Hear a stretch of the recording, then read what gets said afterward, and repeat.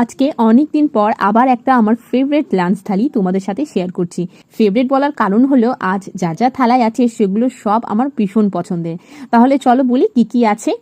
তো এখানে আছে লাউ পোস্ত, মোচার তরকারি, আর আছে মুসুর ডাল সেদ্ধ।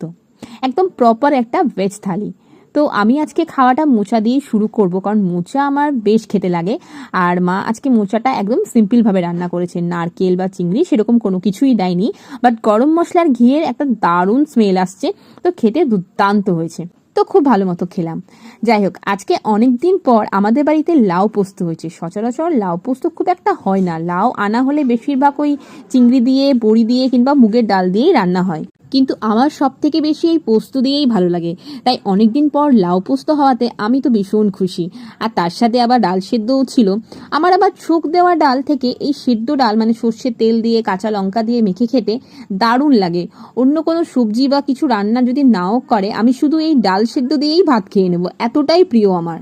তো মোচা দিয়ে খাওয়াটা কমপ্লিট করে যেটুকু বাকি ভাত ছিল সেটা ডাল সেদ্ধ আর লাউ পোস্ত দিয়ে মাখিয়ে খুব তৃপ্তি করে খেলাম।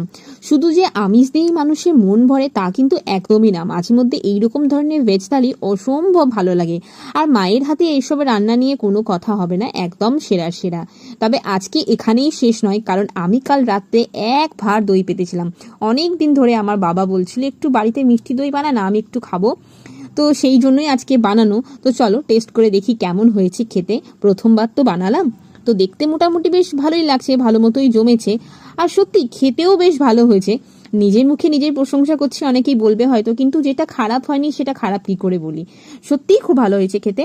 তো এই ছিল আজকের খাওয়া দাওয়া। ভিডিওটা ভালো লাগলে প্লিজ একটা লাইক করে দিও।